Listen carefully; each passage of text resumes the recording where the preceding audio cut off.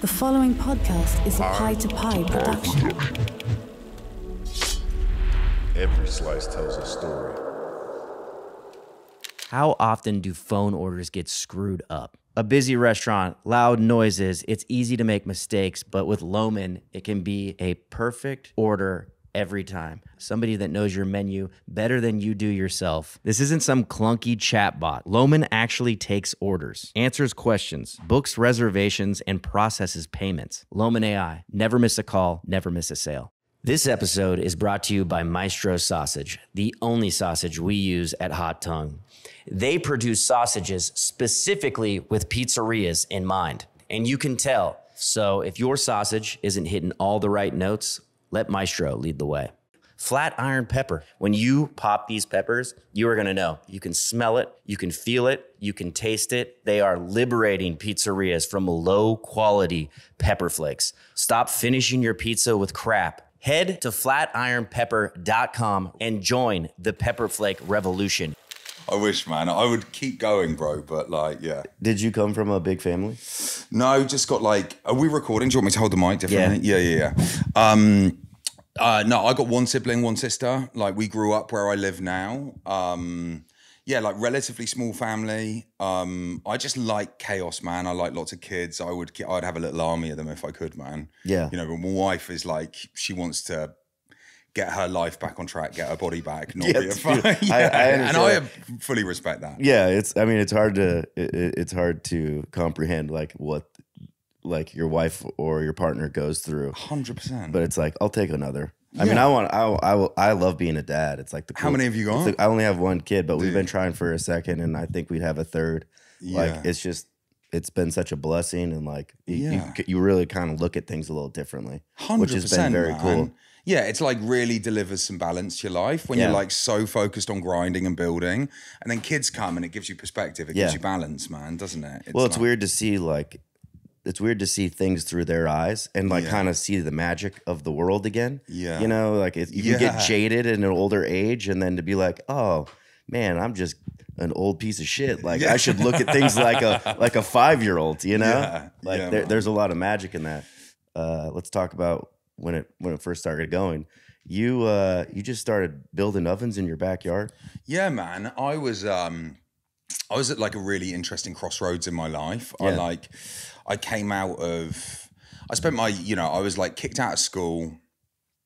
Funnily enough, I just bumped into a guy in a petrol station, service station on the way up here that I haven't seen since I was like 9 years old. He was like one of my best mates in like my first school. And just bumped into him in the toilets. He's like, Gozney, what the fuck? And I'm like, oh my God, I haven't seen you in like 30 something years. That's tight. Yeah, so it's funny. So I got like booted out of school, dyslexic, ADHD, don't really learn in the classroom environment. Just never felt well suited to it. Always felt like a bit of an outsider to it. Never really had my place. And then, growing up in a house, like my dad drank when we were kids. So like addiction runs through our family.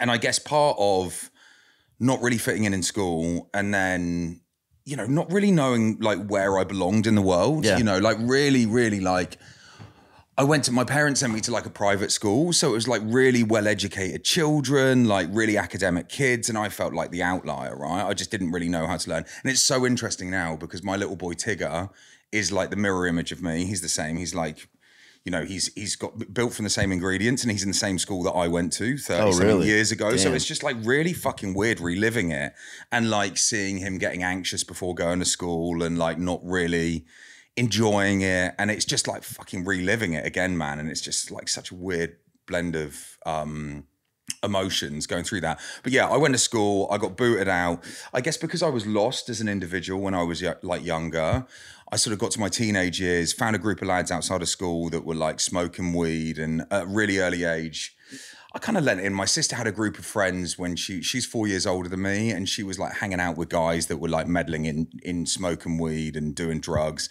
So I was exposed to that like real young, maybe like 9 or 10 years old, and like they started giving me cigarettes and shit like that. So I started smoking, and I guess it was purely external facing, right? It was trying to be accepted, trying to be cool, trying to find a home in a cultural setting. So just being lost as an individual, and then like found a group of mates. Thanks, bro. found a group of mates like outside of school and just felt like at home with them. Like we went and like smoked weed together for the first time. They gave me weed, and it was just like, it was kind of like a relief. It was just a relief to find somewhere where I felt like I belonged. And then just went throughout my teenage years. And we were probably like a group of misfits, like naughty kids thrown out of school, whatever. And then we just like immersed ourselves in drugs. Like we lived in a little rural town in the middle of fucking nowhere. There was nothing to do. It was easier to score drugs than it was to get alcohol or anything like that. And then like in the little village that we were in, like the group of lads that I had, they all had older brothers. And so there was like the older group in Sway in the little town that we lived in. And they just fucking plied us with drugs, man. And so at the age of maybe 13 or 14, we were using harder drugs. You know, we got like completely like pulled into that world. Mm-hmm. And for me, it was like finding my identity. It was weird. It was like this self-inflated persona that I had where I was just like a little bit of a lunatic, taking drugs, going out, doing naughty shit with my mates. Kind of just felt like I had home. And it was probably a little bit of rebellion against like the lack of structure that I had from my old man. You know, like he was not necessarily, you know, living the life that he would want to live now. You know, he's clean now. And so like the impact of that on us as kids, I think, you know, we grew up and I was just rebellious. I was rebellious. My sister was rebellious too. Got heavily involved into drugs, got thrown out of all the colleges I went to. And then I hit the age of about 20 or no, maybe 19, got into like quite serious trouble. And I was like, fuck, I need to slow this shit down. This isn't going well for me. I'm going to end up going down a really, really shit path here. And so that was the first time I think like realizing that I actually had a problem with drugs and drink.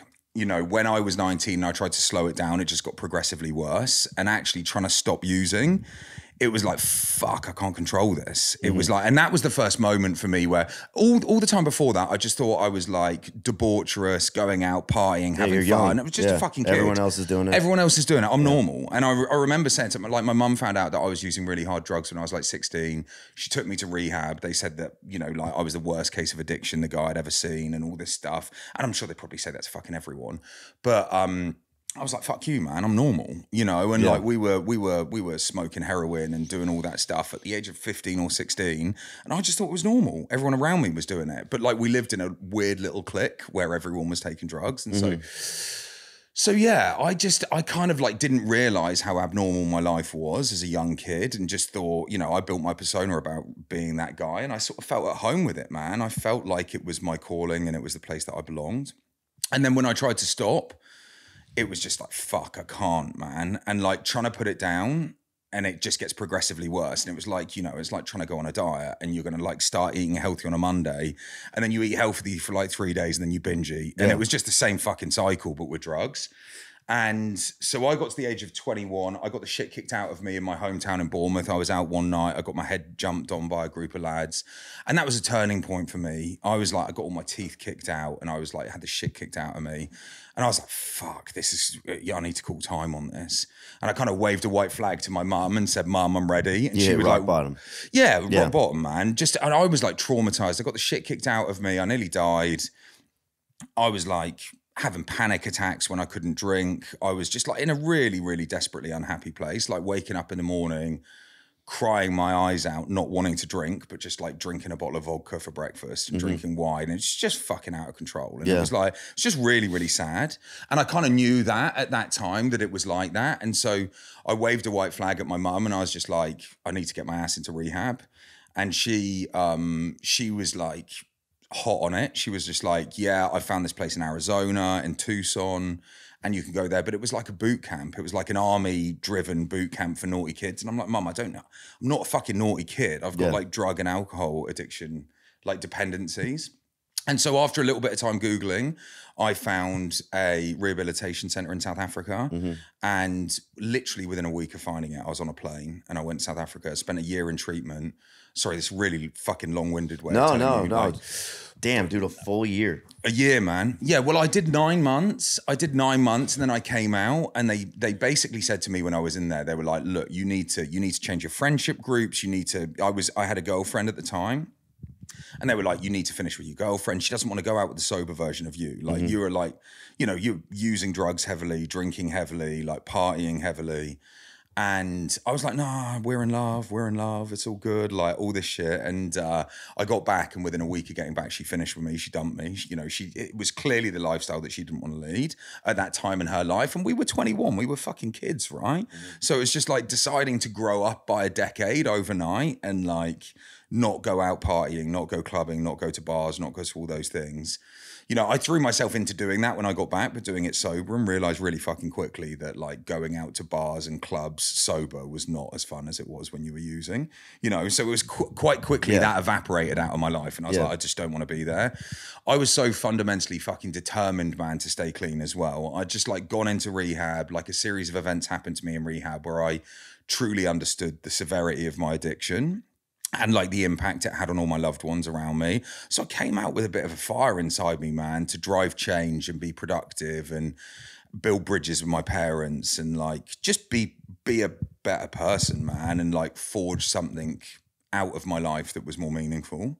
That's a lot for a like a 20, 21-year-old to figure out.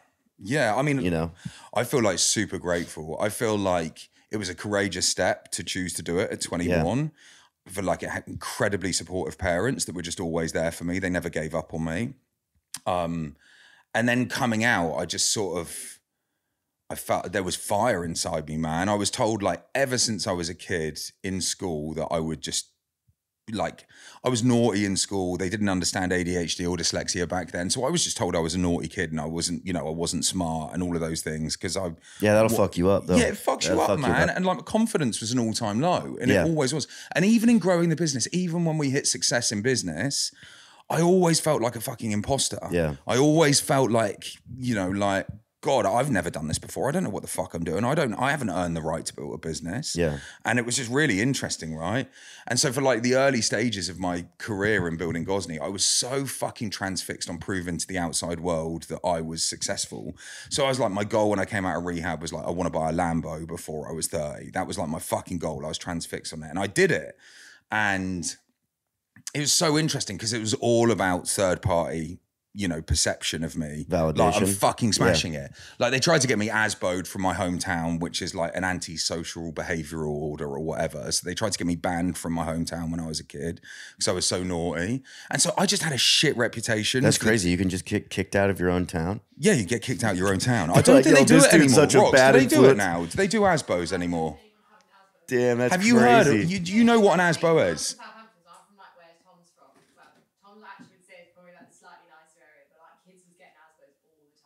Yeah, you're like banned from towns, right? You can go within certain areas, like on a certain part of your town, or you basically just be arrested. And there was a petition in my hometown to ASBO me. Yeah, it's like a restraining order from your hometown. You can't fuck with it. Do they help you move, or they're just like, get the fuck out? You can't get the fuck out. Oh my God, that's get crazy. The fuck out. And they try and disassociate you from all of your friends, all your circles, all that shit. So they tried to ASBO me. So I came back with a fucking fire in my belly, man, to like go out and prove something. So buying material shit, like buying Lambos and shit, it like hit a note for me in the early days, but like quite quickly, fucking realized like as I gained a little bit more success with the business and fell in love with building a brand, kind of realize you don't need that fucking shit, right? And but like I think that's down to basically just maturing and like going from being a kid, you know, the same way that I used drugs, I was like going to go and fucking smash it and be the best at using drugs if I was going to use drugs, right? Yeah. And like I kind of like out to prove something to the world that I'm good at something, you know. And it was the same with business. It was the same sort of like mindset or methodology with that. It was like, well, if I build a business, I'm going to build the best fucking business in the world. I'm going to have Lambos, I'm going to have houses, I'm going to have all that shit. And then you mature and you're just like, well, fuck, what am I trying to prove to who? It doesn't, none of that shit fucking matters. And then I actually fell in love with the core values of like why we were building the business, which brings me full circle back to like why I started it. I left rehab and I was like, quickly social circles and like social settings evaporated for me, you know, like they dried up. Yeah, being centered around drugs and drink, like I'm not going to go and hang in those fucking spots. And so I was just desperate to find community. And like, and I think community is the sort of like guiding light and the guiding North Star of why I built Gozney today. I built the first oven in my garden. I I made pizza one evening with like a few friends, and the pizza was fucking dog shit. Like the dough was shit, but opening it together in the kitchen and like making a pizza. I was saying this the other day. I was saying it on the collective call the other day. It was like, you know, those moments where you like gutturally laugh with your friends and like the outside world disappears. And like, that was the first time I had it after coming out of rehab, where like the outside noise, anxiety, depression, the volatility of being in my own fucking head, not having a release from my own head. And then we made pizza and we just laughed like all night, like making it and fucking up opening the pizzas and getting covered in flour and messing them up, getting them off the peel into the oven and all that stuff. It was just such a fun experience. And I was just, the one key difference with it was like, before that, I would cook for friends and you would feed people. But you were in the kitchen grafting. Everyone was sat having a good time waiting for you. And pizza just changed that dynamic. It was like everyone made together. And that was like really magical. And made pizzas one evening. And the pizzas, it was really fun making them, but the pizzas were shit in the conventional oven. And so literally the next day I said to my girlfriend at the time, Laura, who's now my wife, I was like, I want to buy a pizza oven for the garden. I was like, that process was so fun. And she was like, you're a fucking idiot. We got no money. Like we were broke, right? We were like, you know, I didn't know what I was doing with myself for a career. I tried to get into doing like building work and property development. But it was like, we did it at the time when the recession hit and all the property values were like, the property market crashed. So I was like sat at a crossroads. Was that like 2008? 2008, yeah. Okay. I came out of rehab. I went in 2007, came out like the beginning of 2008, like tried to find my feet. I was working for friends that were running like a solar business. And then I developed a little like townhouse with my dad. But like we bought it a month before the market crashed. So I spent 6 months developing it. It lost all its value. We lost money on it. So I moved in and that was where we made pizzas. And so I was like, well, we can't move this house on. But I was already so fucking immature at that stage in my life. I was like, I'm going to flip this house. I'm going to make 50 grand. I'm going to buy a Ferrari. And I was like such a kid, man. Such a like a fucking... Yeah, but that optimism and that delusion is like, it's powerful. You know what I mean? Because you think back on being that young and like the drive that you can have. Sometimes reality is a problem. Yeah. It's good to think insanely. It's good to be delusional. And I'm like that now. Do you find it as crazy as I do that we put the best ingredients in our pizza, our dough, our cheese, toppings, fresh produce, and then we put pencil shavings on our tables called red chili flakes? What is a red chili flake? We found out about Flatiron premium pepper flakes from a customer who actually brought us some. We were putting it on every slice we ate. It was gold. We were like searching for it like addicts in the back, just like, ooh, where's the Flatiron? Where's the Flatiron? There is no going back. When you pop these peppers, you are gonna know. You can smell it, you can feel it, you can taste it. The 4-pepper blend, which is actually the blend we have on every table at Hot Tongue, definitely has a higher heat level, and I'm a heat guy, if you know what I'm saying. It has the arbol, the jalapeno, the ghost, and the habanero.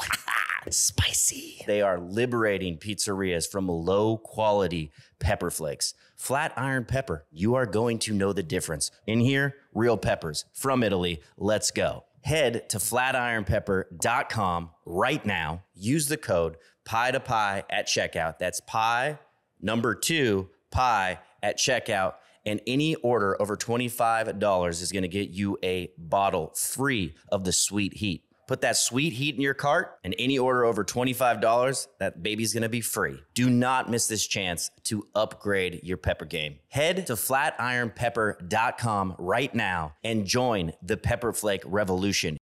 That lesson of like going and doing those hard yards, and I worked my fucking ass off. I was working like 16, 17-hour days developing that house, trying to turn it, trying to get it done. Didn't spare any expense on like the details of getting the house finished perfectly. It was just like really methodically building it, and then the fucking lesson at the end of it, like, fuck you, I'm taking all the value out of it, and that's just the world giving me a shit sandwich, right? Like it did for a lot of other people. But that was like one of the greatest lessons I had. It was like, I was like, right, there was a reset moment, and I'm like, I need to understand the value of building, and I need to learn. And I wanted to stand on my own 2 feet. I wanted to go out and forge my own career, and I wanted to build something. I just didn't know what. And there was like, property development was there because it felt easy. It felt like my dad, I was fortunate enough for my dad to be able to like lean in and buy it, and I was going to share the profit with him. Yeah. So I didn't have to put any of the money up. So I was really fortunate there. But like, it was a really, really nice, like, fuck you at the end of it for me, which was a defining point of me becoming a full-fledged grafter and understanding the value of how hard it is to make money. Yeah. And like, you know, the core like DNA that you need to be a builder, you know? So that was a really interesting lesson for me. But like, I made pizzas then in that house one evening, and then there was just magic. I found this magic, and it was like, it unlocked this sense of community for me that I'd never felt that before. I'd kind of felt it in drugs, right? But in a very different existence of where I was living prior. And next day I started digging foundations. Literally the next day after we made pizzas the night before, dug foundations in the garden, spent a week building a hand-built brick oven. It was like ridiculously ugly. It was like a fucking monstrosity in the garden, you know, really badly rendered. I put the flue inside it in the wrong place. It lost all its heat. I just didn't have a fucking clue what I was doing, but I was just keen. I was like, and it'd take like 3 wheelbarrows of wood to fill the thing up to get it hot. You know, it'd take 4 hours to get hot, and then I'd cook a pizza in 60 seconds, and Laura would be like, what the fuck is going on here? This is ridiculous. There's Domino's down the fucking road, Fran. And like, when I told everyone, and then there was just like this moment where, and I think this is the poignance that really has made Gozney what it is today. Or like, certainly from a brand value perspective, I was so scared of social isolation, of telling my friends they couldn't drink around me, because I didn't want to be like extradited from a social group. So I wanted my friends to be comfortable. I wanted to be a 21-year-old that could sit in a normal environment, you know, and choose not to drink. And actually, like, internally, I was fucking crippled by the addiction that was still rife within me around alcohol. Like, I was so scared of being close to it. And I was just so scared of, you know, understanding my own motivations for being around it and things like that. So it was a really, really vulnerable time in my recovery. I was like maybe a year and a half clean. And like, I lit the oven in the garden, and like, it was almost like this intervention that happened. It was like everyone stopped bringing beers and wine and started bringing toppings. Like, people fell in love with the art of making together. And that wasn't prescriptive. That wasn't me saying you can't or can do this. It's like my friends would just come around and bring like obscure fucking toppings, and we would make random pizzas. And everyone fell in love with the process of making pizza in my little ecosystem. And I guess that set me up for like a new journey of purpose. I was like, fuck, I found something here. These people love it. It's changing their lives. It's saving mine and changing theirs. And I was just like, at that moment, I was like, fuck, there is something that needs to be built here. It's not only the art of like cooking food next to fire, it's like it changes the entire social dynamic. And that was like really poignant for me and where I was with my journey. Yeah, man. Thank you for sharing that whole thing. I've heard bits and pieces of that story, but I don't think I've gotten like the full rundown. It started with that one oven and then that idea, but like, how did it go to? How did you? Because you started building commercial ovens. Right. Before there was like ever a rock box. Like there's still restaurants that have like. Yeah, they're all over London, man. Yeah. So the first oven I ever built was like my first sort of, I built a brand called the Stone Bake Oven Company, which was domestic first. And do you need any like licenses or permits to become an oven builder? No, like, do you know what? I like I said to you, I had like full blown imposter syndrome. I was like, how does anyone build their own business? And you speak to anyone, especially in this fucking country, man, like everyone is so cynical. I'm like, I'm going to build a pizza oven brand. And they're like, well, you're a fucking idiot. Why does anybody need to buy a pizza oven when they can get takeout? And like, pizza wasn't a thing at that point in time in England. There was like Pizza Express and some of these big national chains, but the pizza was shit, right? Like, a good pizza at the time was Pizza Express, which is like, you're not even really regarded today. And I just threw myself into it. I suppose with like ADHD and like, I don't know, like the adversity journey and going and being like determined to do something, I just threw myself into researching every pizza oven manufacturer in the world. So I was looking at like Forno Bravo and like some Australian brands, but there weren't many, right? There was a few, like Forno Bravo was always there in the early days. And I would like go deep on researching like the material composition of how they made their ovens. And my original goal was like, I want to build a £499 affordable oven that you don't need to build foundations in your garden. We can build a stand. We can have a little oven. It was always the idea was to always have these like in the backyard. Yeah, it was. Like that was where it home started, oven, yeah. right? And then we kind of went on a journey with the commercial ovens, which came after. But I built this sort of like, it was a 2-foot internal mini igloo. It was a concrete igloo. I got a $5,000 loan from my mum. I spent £2,000 on a fiberglass mold. I basically researched the material composition. I researched like all the different things that they would offer.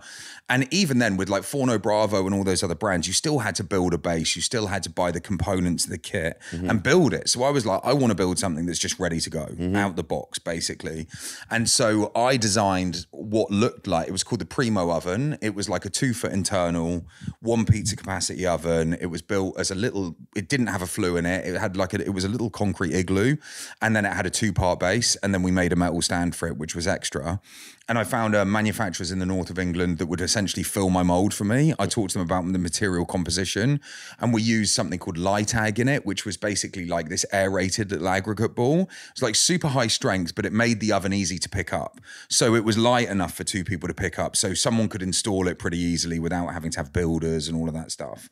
So I went deep on understanding like how heavy it needed to be, how big it was, like how people could have the experience of using it. Lytag also in the unit made it gave it insulating properties. So you didn't have to put insulation over it and render it. You could just use it in its core form, which was like an unlock. It was we were the first people I don't even know, maybe in the world to do an oven like that was like really quick and easy to install. And we launched that business under the Stone Bake Oven Company. And then I kind of just started like the flywheel of my learning started developing. I was like deep in learning about product development, solving issues for consumers. And I guess that was the beginning, but quite quickly I saw an opportunity to move into commercial ovens.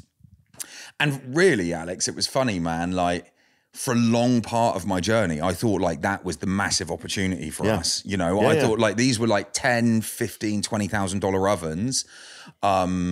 And our gross margins on them were good. We would make like £10,000 when we sold one. I was like, that's fucking astronomical money. Yeah. It's ridiculous. I'm like, God, if we could sell 10 of these a month, I'll be a fucking millionaire. Like, I get that Lambo, baby. Yeah, get the fucking Lambo. And yeah, the commercial ovens were what helped me get the Lambo in the early days, even though I was fucking broke and we couldn't afford it when I did it. It was just like this desire to prove to the world that I was smashing it, right? But I guess the one thing I've loved to do in business, I love to like look at problems that people have and try and solve them. And so with the commercial ovens, you could only buy Italian ovens at the time that were like all pre-made. They were like 2.5 meter diameter. They weighed 2 tons.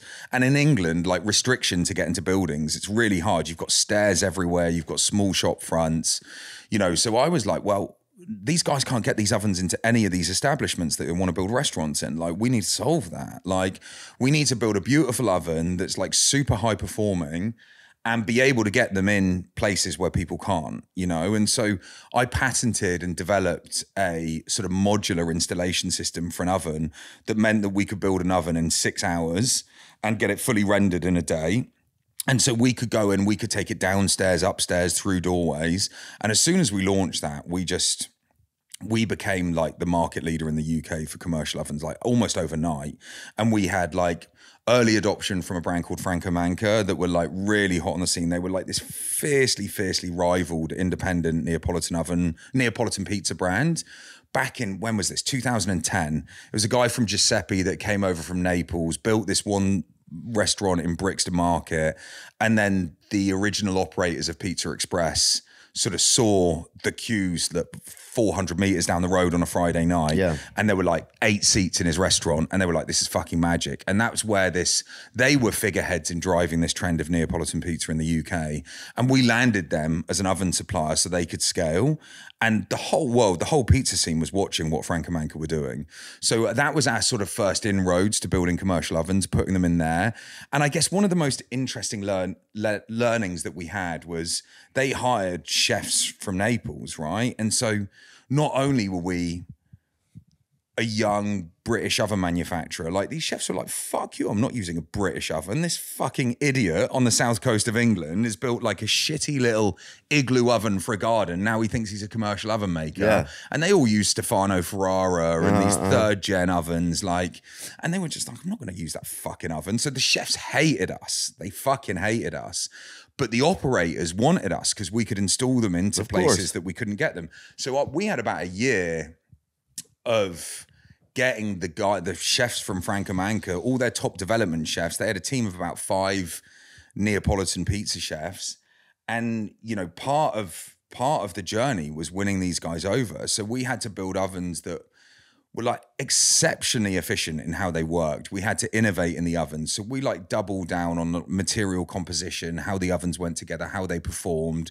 And we won these guys over through like a willingness to listen, through determination to innovate. And we also became the first commercial oven to get certified in the UK under DEFRA, which was the Department of Environmental, Food and Rural Affairs, which basically the Clean Air Act. So like people couldn't use solid fuel appliances in inner cities. And we were the first people to get a certificate because our ovens performed so efficiently that they gave us a certificate. And that was another big unlock for us going on the journey. How many people are on the team at that point? Like how big's the company? Man. Like I built Stonebake, my girlfriend Law, like when I started building commercial ovens, I went in and built the commercial ovens, but I was designing the ovens. I was like making all the molds, not physically making the molds, but using, and then I was managing the manufacturing process. I was installing the ovens, doing customer sales, after sales. I was doing everything. I had one freelance installer with me called Mark, who was like coming on the road with me as a laborer to help me install them. Laura, my girlfriend at the time, was running the Stonebake Oven Company. So she was running that. I was running the professional side of the business, which was under the Stonebake brand at the time. And then I think we had our first ever employee, which was a girl called Georgia, who actually still working with us today. She went away and now she's come back.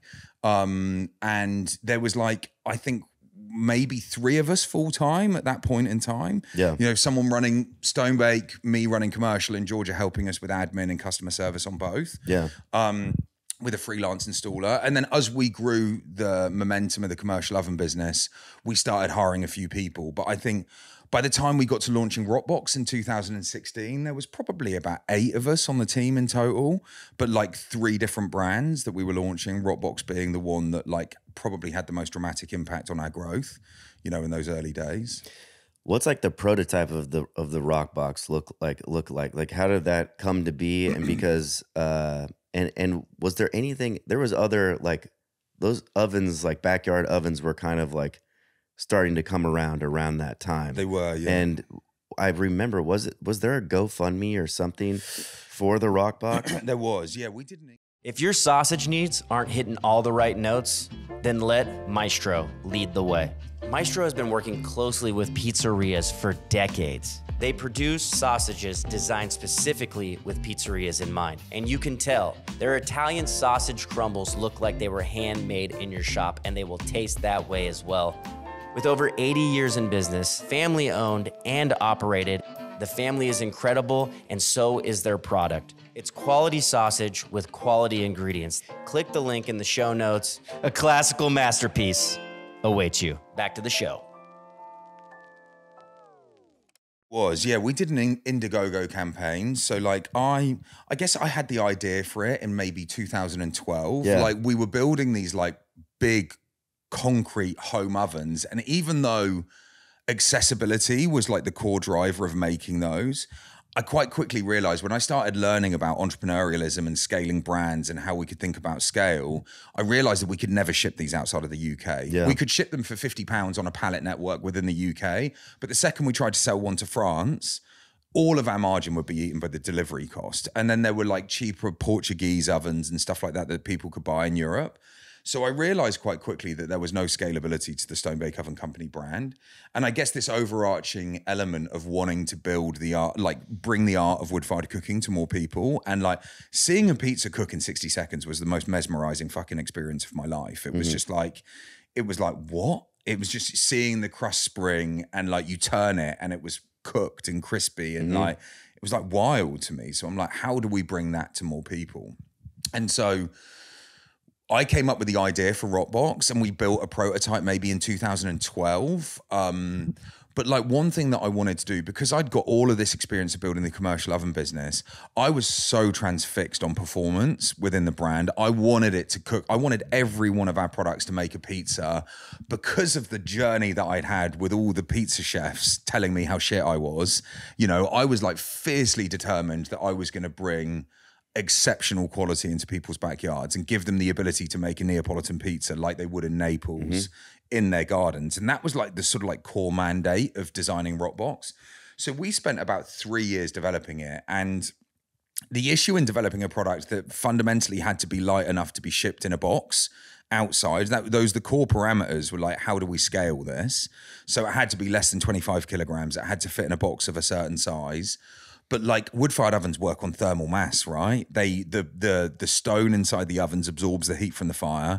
It re-radiates that, and that's what keeps it consistently cooking pizzas in the time frame that it does. So trying to make a product that was lightweight, that actually cooked in the same way as a commercial oven was really fucking difficult to do. Yeah. And so we spent years sort of innovating the deflector plate at the back of the oven that spread the flame, that pushed it down into the floor so we could re-radiate the heat into the stone of the floor of the oven. But we couldn't make the body of the oven out of stone. It made it too heavy. So we had to come up with innovative ways of making that really work. So we spent about 3 years developing Rockbox, to the point where we got a prototype working incredibly well. And then there was a really interesting journey. Like the product that I built was basically like the first ever product, the version of Rockbox that no one's ever seen, was this perforated stainless steel unit. It was like a rolled stainless steel body, and it had lots of little perforations in it. And we wanted to put perf in it so people could touch it and they wouldn't burn themselves. But I kind of realized there was just something up with it. I was just like, this is a product that gets to like 500 degrees C, 950 F. It's intimidating for the world to use. No one knows how to cook next to a really hot fire. So for me, there was like this journey. If we wanted to build mass adoption into getting people to use pizza ovens, like we had to make it feel accessible. And by the very nature of the product that we'd spent 3 years designing, it worked perfectly with all the innovation, but it looked like the only person that would use it would be a pro chef that wasn't scared of a stainless steel thing with a raging fire inside it. And I'm like, this is really limiting. If we're talking about scale, consumers are going to be intimidated by this. They're going to think it's a product that's not designed for them. And I remember we'd done all this work with a factory in the Far East. We'd got to the point where we were about to spend, I think it was about £140,000 on tooling for the product. And I woke up at 3 a.m. the day before we were about to push the button on the tooling. And I came downstairs and watched a documentary on Netflix, and it was Steve Jobs, right? And how there's been so many poignant lessons that I've learned about how Steve focused on consumer centricity and product design. Yeah. And whilst he didn't lead Apple from a culturally desirable perspective, you know, he was like deemed to be, you know, quite particular and quite abrupt with their employees. And so like, that's not something that I personally take inspiration from, but the way he was obsessive around consumer centricity and building a product that consumers connected with fascinated me. And I watched this documentary in the morning, and it was about, I can't remember specifically, but it was about the opening of one of their first ever flagship Apple stores. And it was the morning of their opening. They had people queuing around the block. I think it was in Manhattan. And he walked in and the flow of the store wasn't correct. It was like the layout of the store wasn't right. So he fucking pulled the plug on opening it. He like sent everybody home. Like the whole team had been working around the clock. And it was this penny drop moment for me. I'm like, the product isn't right. It's not ready for the world to see it, you know? And so, and I'd already built a picture in my mind of like what the redesign of it looked like.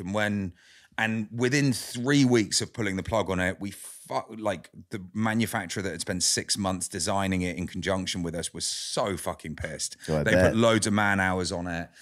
And we lost them as a manufacturer. They were like, fuck you, we're done, man. Like, fuck you. You're just like wasting all my fucking time. But I then designed the version of Rockbox that became what Rockbox is today. And I said, like, rather than putting perforations in it, what if we put silicone on it? What if we actually make it tactile to touch? And what if we curve the back of it to make it feel friendly? And like my overarching MO with it was like, if we can make this feel like an unintimidating, friendly little product that feels like a member of the family that sits in the garden, people aren't going to be intimidated to buy it. They're going to think it's like really innovative, and actually it's really like accessible. And that's exactly what we did. We then doubled down hard on redesigning the product whilst we were building an Indiegogo campaign to do a crowd fund. We raised the money through friends and family to pay for the tooling, but we had no money to fund the inventory. And so we quickly redesigned it with the design team that we had, which were outsourced designers. I'd given them a little bit of equity in the business to like do the work for us. And we redesigned this new version of it. And like we made essentially the Rockbox that we sell today was the Rockbox that we designed back then. It's never had any design changes. It's never been improved upon. We designed a product that performed like a commercial oven. And we launched it in 2 colors. One was like bright lime green because it was fun, friendly, and accessible. And then like a charcoal gray because we thought the majority of people would purchase that. But the lime green version psychologically was to break down the barriers of intimidation, just make it feel overly masculine. We wanted it to feel friendly. And so we launched that on Indiegogo. And I kind of like, I was a little bit of a machine going out and finding press opportunities. I built like PR. I seeded an article into the market, which was about how I pitched Richard Branson to invest in our brand. And I kind of built this press release saying that Rockbox, this like new era of cooking, was after Richard Branson's dough. And I just wrote a press release and it was basically like a bit of hot air. I had communication with Richard Branson. He got back to you? He got back to me. So we were part of something called Pitch to Rich, which was like something new he started in 2015, which was like you got to pitch to Richard Branson to get him to back it. We joined it. We did okay in the competition. Like Shark Tank. It was like Shark Tank. Yeah. And we didn't get to the end. We didn't win. But he sent me an email saying, thanks for taking part. Your contribution was great. And I messaged him back and I was like, Richard, you may have your own fucking island, but you're a nobody unless you've got a Gozney oven on it. And then, you know, because I wanted to get a commercial oven on his island. And so he messaged me straight back saying, well, just get it done then. And like link me in with his chef. And so then I messaged him back saying, well, invest in Rockbox, man. Like bring it. And he said, nah, I'm good. Fuck off. Like, but I then wrote a press release and said, you know, like Rockbox, this new era of wood-fired cooking is after Richard Branson's dough. Because I'd asked the question. Have you always had a lot of confidence?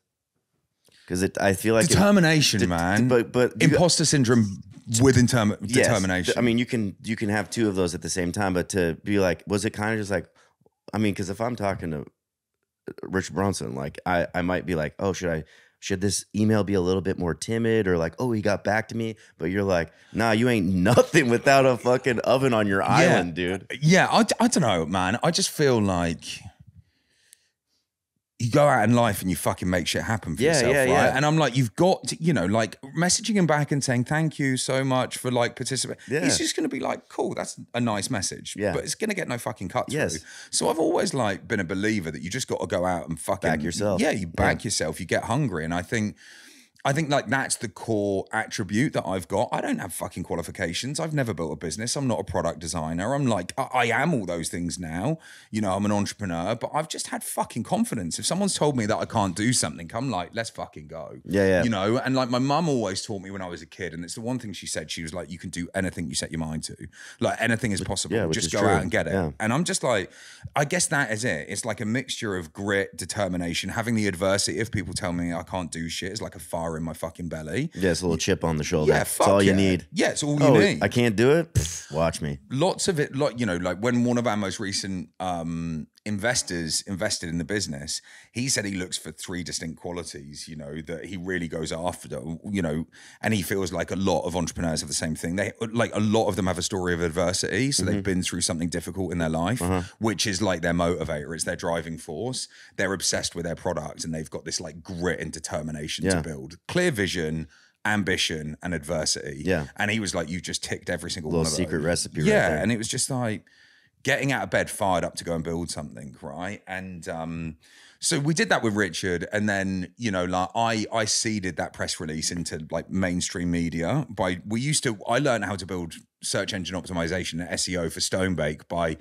writing press releases and distributing them on wires on the internet. So I built a few relationships with a couple of journalists, and I just went and put this press release in the inbox of a journalist, and he took it. He worked for the Daily Mail. He took it and ran with it. And we were getting like 2-3 page spreads in the Daily Mail. Then the other newspaper articles were basically writing it up. They did like full shoots on Rockbox and all this stuff. So we had this like wave of media, and then we launched on Indiegogo and did like 1.2 million in sales in the first month with it. And it was just like, that was the beginning of like, it wasn't Gozney at that time. It was like Rockbox, Gozney Professional Ovens and Stone Bake. But that was like the beginning of the journey to like really understand how we could go after scale and like build something really scalable. Yeah, well, there's two things that Gozney has always been great at, which is like the design of an oven and then the marketing. Yeah, like it continues to tap into like you say, you're not like really like maybe going out to pizzerias all the time, but like the collective and the ambassador program, like when you see Chris Bianco or Daniela or Tom from Vincenzo's, like people like cooking like with a Gozney and like repping it, and it feels very natural, and like they're just dudes using the product. Like they're like, how did the collective come to be? One, and then like how did you just tap all these people, or did they want to get involved with you? Because like there's no better marketing than seeing a bunch of professionals 100%. using an oven that you design. Bro, it's like so intrinsically built in my DNA how we thought about building that network, right? And it was never about going out and being a transactional, getting reach through people. It was never about that. Every single one of the collective that we have is like rigorously vetted from cultural standards that we have as a brand, right? And to break that down, like I don't want to fuck with people transactionally. I don't want someone in the brand that doesn't love the products. Yeah. And like the key thing is like we make incredible products that work brilliantly for people that want to use them in those settings. And that's my job, right? To make a product that's exceptional. And that's like why I get out of bed in the morning, and I will never compromise those standards. Yeah. So like we created and facilitated the ability for people to be able to go out and create businesses because our ovens performed better than any other market, any other ovens on the market. So there was a natural organic sway of building out like a team of people. And then I guess I think it was back in 2020, I had this overarching goal for how I wanted to build Gozney. And it was like, I don't want to build a hardware brand. I don't even want to build an outdoor cooking brand. I want to build this through subculture, and I want to build community. And that was it. And like, I wanted to go and basically be surrounded, and it's the same internally with culture internally. I want to be surrounded by people that I want to hang out with, people that are fucking cool, people that are driven by the same values that drive me. I came up with this idea that, God, if we go and build out the sort of like psychological strategy around building out a partner program or ambassador program, was like, I want to go out and find some key cultural figureheads or influencers. So people like Matty Matheson, Chris Bianco, that I truly fucking believe in, that are like right from a cultural perspective for our brand. And I kind of dubbed it as a project name internally, like the top table. Like if we can go and get people like this really excited about the brand, there's this like sort of cascading cultural movement that we generate within Gozney. If we're not going and fucking with people just because, like, let's say someone on the Food Network that's not right for our brand culturally that can get us a ton of reach, we don't fuck with that. I mean, I would love to see Guy Fieri as an ambassador for Gozney. That'd be fucking sick, dude. I bet he's definitely used one. Yeah, he must have used one, man. I hope so. But I get that, Yeah, but it was just about being like honest to my roots, and actually like I wanted people that used our products to love our products. And so when we did a deal, or when we started to know Matty, for example, he got a Rockbox. I don't even think we gave it to him. I think he got bought it by one of our friends, Lee Tiernan, and he just fucking loved it. And then he used it all the time to cook for his kids and cook for his family. And I was like, that's the magic. I don't want to go and just flood commoditized product into the market with the wrong people using it. I want to get people that truly love our products using it and being our brand advocates. And I think the collective is this self-fulfilling prophecy of people that fucking love their craft, love our products, and love the values of what our brands stand for. And it builds itself, right? And the people that are not the right people to be part of it, they just don't become part of it. And like, we build that culture from the inside out, and the people that build the community, like Young Nate, Laura Booth, you know, they know like who the right people are for us and who the wrong people are. And there's people that just want free product, and they just want to get free product out of us, and it just, you see it a mile off, right? And then there's people that are like hyper passionate about pizza, hyper passionate about community, like they are like culinary leaders of their craft, right? And they really care about like quality and making a difference. And I think the one thing that we've just been able to forge with this, and I think it's the most amazing thing, is just like pizza has just become such a community. It is like a subculture. It's like skating. It's become that. It is. Like, and I just feel fucking so unbelievably proud to even be a part of that, to even be part of the function of the community that's built around that. Because I just think about some of the relationships that I've forged over the course of my journey, you know, building friendships with people like Chris and Frank Pinello and like Matty and Action. And this isn't transactional. Yeah, like we build reciprocal relationships in the business to, you know, because I love what they do, they love what we do, and it just works. But like, finding common ground around their philosophies and food and feeding people and bringing people together around a table just built magical friendships out of it. And that's like, that's the true payment for me. Yeah, there's building the business and there's being commercially successful, but like, I started this because I wanted to build a community, and I wanted to find people, like-minded people that loved what they did, and like passion breeds passion, right? And so like being immersed in the collective now and being immersed in these ambassadors and being able to like foster opportunities for people to get elevated through like ditching a fucking shit job that they didn't want and buying a pizza oven and then becoming a figurehead in the world of pizza is fucking magical, isn't it? Loman AI is a very powerful tool that every pizzeria should have if you have a phone. On past pods, I've said throw your phone away, and this is me eating my words. You can pick a voice. We have Marissa. She sounds fun and energetic. There's even like background noise to make it feel like they're calling somebody that's in a restaurant. To be completely honest, she can answer questions better than I can about my own restaurant. I'm not trying to replace any humans, but I'm telling you, nobody at my restaurant is dying to answer the phone. It just fixes a problem. It really creates a better customer experience. This isn't some clunky chat bot. Loman actually takes orders, answers questions, books reservations, and processes payments. Upselling is hard to train too. Please offer them a salad. Do you want a drink? It's just stuff that we as humans forget to do that Loman does every time. By not using Loman, I guarantee you're leaving money on the floor. Set up a demo and see for yourself. Link in the description. Loman AI. Never miss a call. Never miss a sale.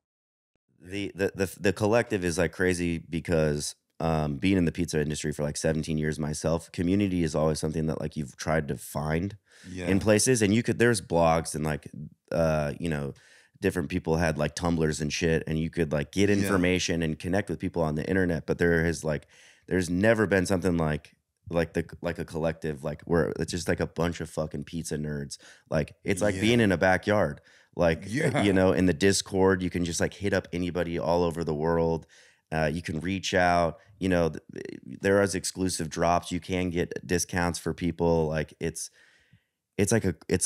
like sitting in your backyard with like a bunch of people like around a fire. And, I mean, like having the wherewithal of that, and like obviously there's a marketing tinge to that too, because like you kind of create this obsession. And I would like, there is like a very Apple thing to Gozney, the way that they're designed. Like people are a little bit more like culty and religious about like, you know, I mean, I make jokes all the time to the uni guys, like, yeah, like when are you gonna trade that fucking ugly thing in, you know, like, but like you just bust each other's balls, but like people really back the product. It's like having an iPhone and being like, you know, bro, that's exactly it, man. Like you hit the nail on the head. Like I sort of share internally, my mantra internally is like, we're building the apple of the garden, but it's actually bigger than that for me. I'm not going to say we're going to be bigger than Apple, but like, I want to show up with a brand in the world. Like we are like a sort of forward facing fashion label. I want to show up like a streetwear brand. I want to build community like a streetwear brand,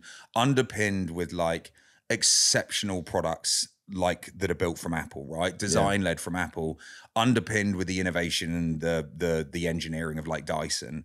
And like those things are like all really important factors for me. I want to build out that like cultural resonance in the world, because I think we've got an opportunity and an obligation as a business to help people reconnect in a time when everyone is so fucking disconnected through, ironically, social media, you know, like truly getting together and building community and doing the stuff that you said on Discord is like such a fundamental part. It saved my fucking life. And like what the reason that I built Gozney was because I was searching for community, as I've said, and like building the community, it's become so much more of a bigger purpose and a bigger why for me now. But it's like also saving other people. Like, you know, I know people in the collective that were like, they were fucking miserable, depressed. They hated their lives. They were like miserable in their existence, running shit jobs, and just like they didn't have purpose in life. And I'm not going to say I facilitated that, but they found the community through pizza. They found their passion of just making it home, and it morphed into something so much greater. And now these are some of the most inspirational people out there, you know, like that are just, you know, like inspiring others to do the same. And I think being part of that movement is fucking magical. Yeah, well, it's like you have outdoor cooking club, like for like the more novice, like Gozney dads, and moms, but then the collective. But it's like even if you're not like doing a pop up or like, but like I've just seen like people talk to me all the time about pizza, like dad friends at school and stuff, and they're like, "Hey, how do you do this? How do you do that?" Like people get fucking obsessed with pizza. It's just like it's in the culture. I don't know, like it's crazy, and it's worldwide,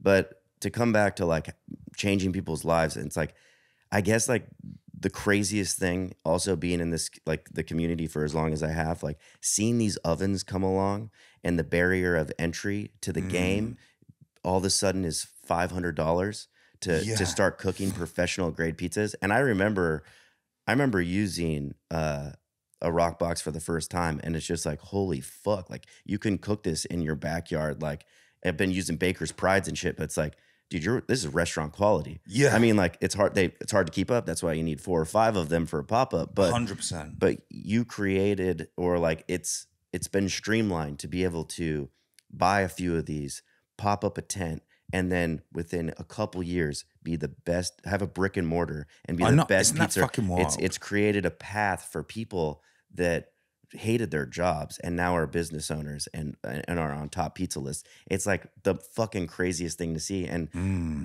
I don't know how crazy the lockdown was for Gozney. I imagine everyone wanted a fucking oven. I think they were hard to get. Yeah, they were. Yeah. Because no, like people had nothing to do. But it's like you just see there was a revolution in every state in the United States. There's now a pizza scene because people came out of the woodwork. They got really good. They got obsessed. And now like you can pretty much go anywhere. And even in the UK, a lot of the people we've talked to, the story is similar. I bought a rock box. I got an art. Vincenzo's. Yeah. Same fucking thing. Like, and now I'm here. And now I'm making some of like the best pizza that I've ever put in my mouth. Like it's, is that surreal? Do you sit back on that? Is that just like, because the whole game has changed because of these ovens, and it will continue to change? Yeah, it's incredible. I think we're a contributing factor to that. And I don't know.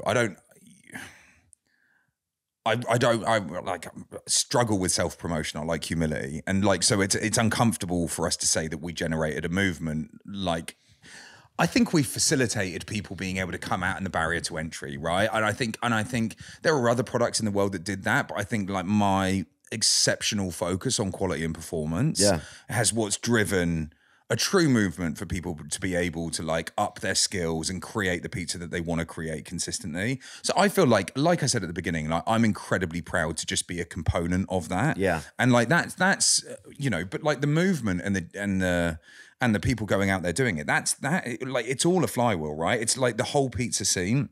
We're a component of it. Every single contributor, this fucking podcast, like everything is part of building that culture, right? So I feel really lucky that we can be privileged to be involved in it. Yeah. Well, I mean, honestly, it's been a very fucking crazy thing to see.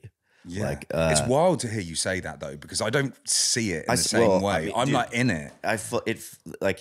If half the best of pizzas just in Los Angeles alone, like either started on a Gozney oven, or people were using baking steels in their house. Yeah. Like it's just it's reframed the whole system. Yeah. Or like, dude, I have a very good buddy, Park Pizza or Park Drive Pizza in Flagstaff. He has 2 fucking domes that he installed in his kitchen, and he vented them, and people just come up. He built a bar in his house. Like, it's also like people have been able to get creative and open up businesses without having to like go so far into debt, or be able to have a pop-up and like do it smart.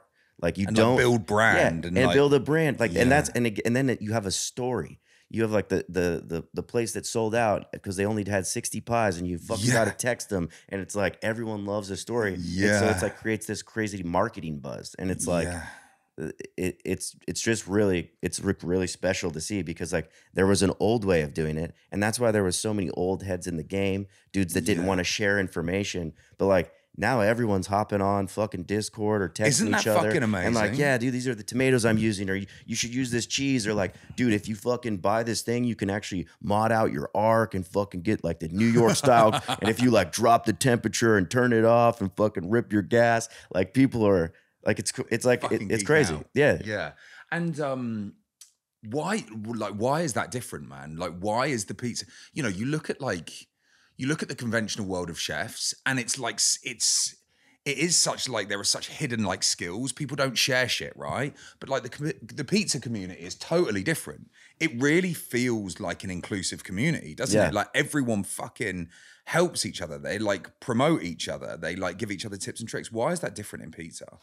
I don't know. I don't know if it's always been that way, because there's definitely like some older heads that would like, dude, they would hide like what tomatoes they were using, and like, but I think for the most part, people have just, it seems like you're cut from a different cloth, dude. Yeah. Like the pizza scene has always been very supportive. Anytime I've ever reached out to people, like they're willing to like share all their secrets. But I think that like this younger generation, you're so used to just sharing your whole life. Like everyone just fucking pressing share, fucking follow. You're in the comment section. It's like everybody just wants to help each other out. But like you're so used to just, and I think people are excited. Yeah. Like they're just I think that is it. They're just pumped. Yeah. That's what I'm like. I fucking love making pizza now. I obviously own and run Gozney, but I'm like fucking as obsessed today about my dough as I was 10 years ago. And it never goes, man. It's like an obsession.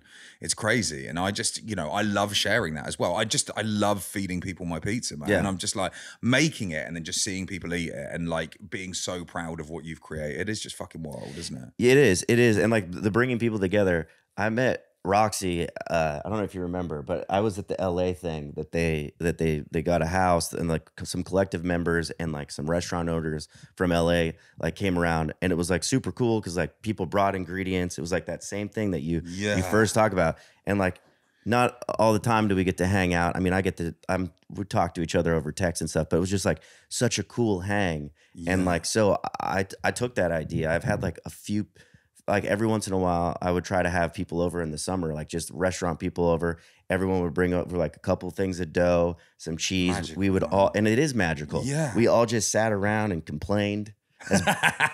Just talk How shit. shit it is being a just shop everyone owner. talk shit. Like, hey, have you used this? Are you using that? And then like just unbelievable fucking pizza coming out of my backyard. Like just unreal shit. And it does just, it's like a campfire, dude. It just like, it brings people together. We're all just fucking hanging out, talking shit, and just people are making brilliant pizza. It's crazy. It's a wild thing. Yeah, fucking wild, man. But it's like food has always brought people together, and like, but it's different with this. Isn't it? It's different. It's like the art of making together and the obsession over the craft, and like bringing all of those skill sets together. It's like there's just a deep infatuation to making pizza, and it's what got me, man. It was like when I started designing ovens, it wasn't. I loved designing ovens and I loved fusing performance with aesthetic and all of that stuff. But my deep-rooted obsession was making the perfect pizza. And that is literally what's driven all of the development. I just love design anyway, and like taking that Apple approach to design. But it was always about our ovens have to perform the best because I need to make the best fucking pizza possible. Yeah. And that was like the driving force for me. Yeah. Yeah, man. Well, you can tell. I got to ask you, can you confirm that Mike Fitzik got the first rock box in America? He made that claim. Did he make that claim? That's a big fucking claim. He said he was like asking about one. He wanted one. He's like, I might. Because I branded him as one of the first influencers. He 100% was the first influencer. Like this movement, the collective, I don't know if he got the first ever rock box. He may well have done, right? I can't remember. I could probably find out. But like without doubt, he was like the first OG guy. I chatted to him. I got friends with him in social before. I think it was before we ever launched. I think he did have the first rock box. Yeah. I think we were chatting before when it was an Indiegogo campaign. He was like, bro, I need this fucking thing. Yeah. He was like, this is life changing for me. And that was the first time that I'd ever saw this like opportunity with the collective. He got a rock box. It was wild to me because we were so young in our journey. He got a rock box. He used it like half a dozen times and then he quit his fucking job. And I'm like, what the fuck? He quit his job and then he had a pop-up gazebo and he was out on the streets making pizza. And he was like, bro, this has changed my life. He was like, this has changed my life. I've built a business. And I remember chatting to him consistently about it. And then he got his bricks and mortar. And then it was just like that whole journey from like Rockbox to 101, you know, was wild, man. And so he was early out the gates. Like he was early, yeah. I forget who said it on this trip, but somebody was like, you know, what's crazy is like, as long as I have this oven, a bag of flour. Was that Seb? Because Seb, same thing, dude. Yeah. Seb from Breadstall. Rockbox fucking changed his life. Fuck the bread. Fuck the sausage rolls. We're only making pizza now. Isn't that insane? It's insane, dude. It's for me, you know, it is insane to think about. I know you probably don't concentrate on it too much, but it's got to.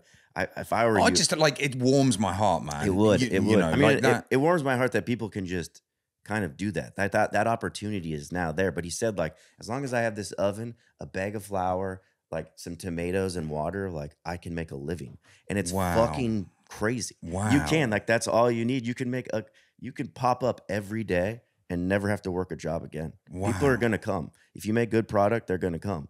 But it's fucking wild. It is wild. It's pretty, I mean, like, it is wild. I get it. I get people messaging me saying, bro, you changed my life. Like Rockbox changed my life. How often does that happen? Every day? All the time, right? Yeah. But, and then you get like a little bit desensitized to it. You're Of like, course, bro, thank you so much. Yeah. But like the actual, like when you meet the people and you hear the stories, and I'm just like, it's wild, isn't it? It's crazy. Yeah. Yeah, it is. I mean, and the collective does such a good job of like putting people in the know and like linking people together. And like I said, like you do take care of the people in there too. Like Nate's such a legend. I don't know how he handles all those people. Juggles everything. Yeah. But everyone's like, hey, put my friend in the collective. Hey, I want to be in the collective. It's like, geez, dude. What could Gozney do better? What could Gozney do better? Oh man, that's a good question that I was unprepared to answer. Yeah, sorry to just throw you in the deep end. I'm just like, from community to product, like anything that you see, or is there anything that we could do to help facilitate continuing? I think facilitate, like maybe putting people. I think they tried to do this. Like, I think Mark is like the West Coast figurehead, and like other people got designed as that. But I think like the meetups is like super cool. Yeah. The idea that I had originally was to get a bunch of people doing pop-ups with people that are in professional brick and mortars already, which is kind of what like the meetup was in Los Angeles. And I know those are tough, but like they wouldn't even need to be like Gozney sponsored, really. It could just be like, you know, quarterly. Where we have to do it, where there's like some help there. Because like I met Brandon from Pizza Ananda, and like, you know, he was like he was just making these huge fucking crusty pizzas, and I was like, who is this dude? And it's like, how did I not know this dude existed? And I wouldn't have met him any other way if I hadn't gone to that meetup. But I think like that physical connection is really important. Getting in front of that oven, like making those things happen. I mean, there's not really anything to critique. I think Gozney's doing a really good job of everything. I think community is interesting. I think like ways that we can continue to add, like, you know, I think facilitating the growth for those people, I think is really, really interesting, man. And something that I'm obviously passionate about. So I'd love to, you know, get closer to it. Yeah, just like streamline that process for people that like maybe want to pop up, somebody who's popped up for a year, somebody who's been in a brick and mortar for 2 years, like what's the progression? And I know that's not the whole Gozney movement, because there's so much of what you do is that you create a space for anyone, not somebody that just goes into a pop-up field, but that's usually the ring of people that I'm in. They're very fucking serious about it. Although there's Gozney dads that are more serious about pizza than I am. And that fucking term is from Tom from Vincenzo's. He's like, yeah, the fucking Gozney dads come in here, dude. And they're like, hey, what's your hydration? And like, he's like, not now, man. Not now. Like, I can't answer those questions right now. But it's like, dude, you get them at hot tongue. Like people are like, oh yeah, like, I emailed you, and it's like, well, dude, I like people pay me to consult, like, like, and he's like, I'm having some trouble with my dough, and I'm using these tomatoes, but like, so I understand that the oven is so much bigger than just like, people trying to get into it and do it professionally, but I think for me, it's like about building a movement. It's like that's the really movement what is I want to built. do. Yeah, that's what like that's like sort of my North Star when I talk to the team. We're not like building a brand. We're not a hardware company. We're not a pizza oven brand. It's like a movement. Yeah. And it's all built around joy, love, connection, which is what food does and what pizza does, and all the obsession that you've talked about. It just all cascades up to the word movement for me.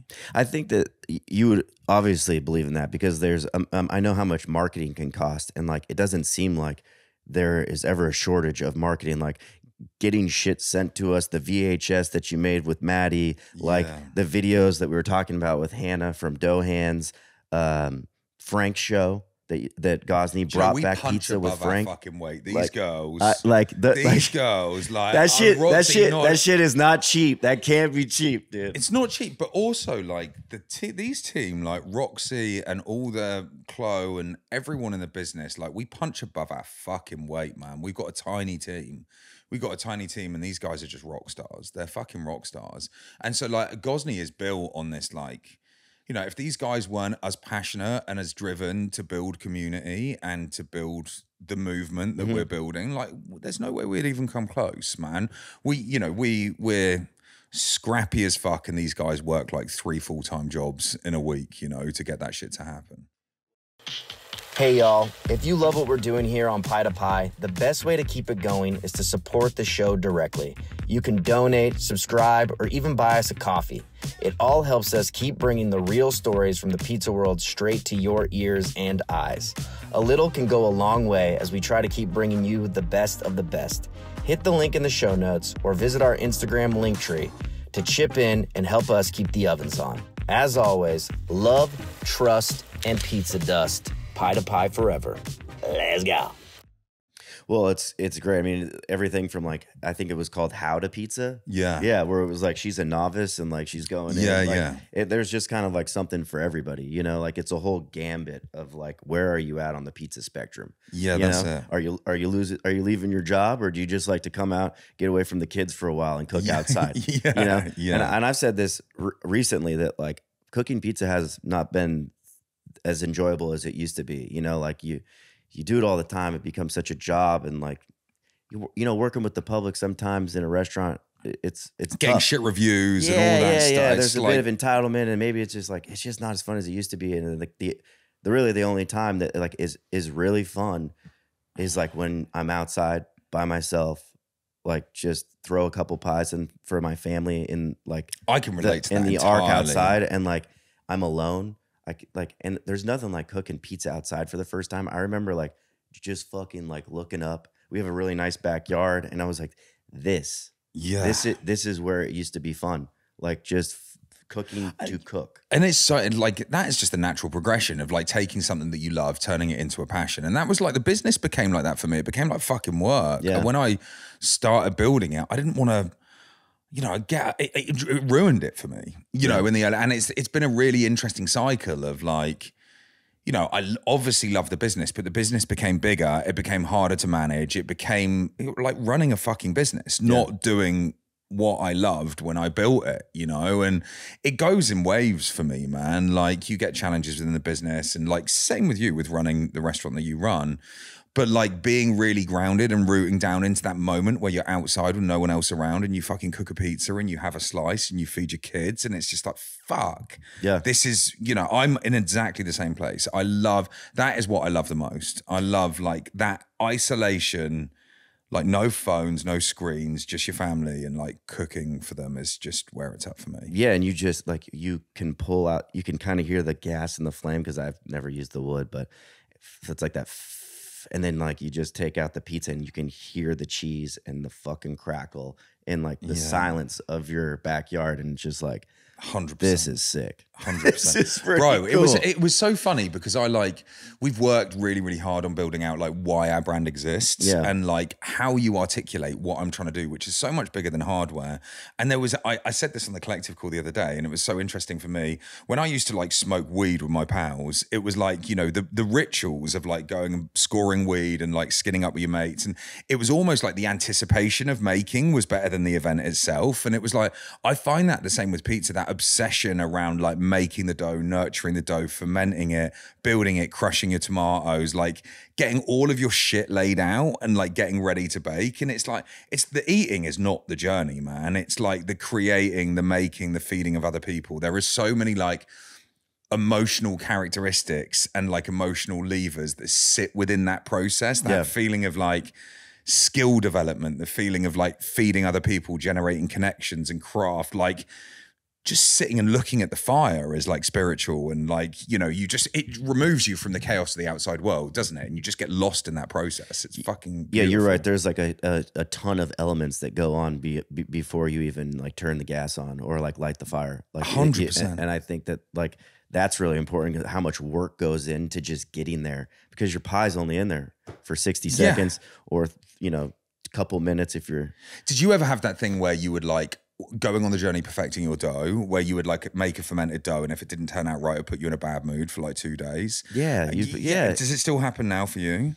If you know, no, because usually it's a mistake somebody else has made, and I'm big on like, yo, you got to make that mistake to not make it again. So it's like, you know, just last week they scaled up the flour wrong, and like it was just soup, and we're talking like 100 pounds of dough, and so we're just scooping that out, and we're putting it in the garbage, and this new dough guy feels terrible about it, but it's like, listen, dude. Yeah, but it's good. We have to, like, you'll never make this. I guarantee you, tomorrow, you're going to be meticulous about those weights. Yeah. And the next day too. Yeah. So when I make a mistake, I'm not that hard on myself anymore. No. It's like, well, I'll get them next time. It was just so funny for me when I was going on that journey of like perfecting my dough.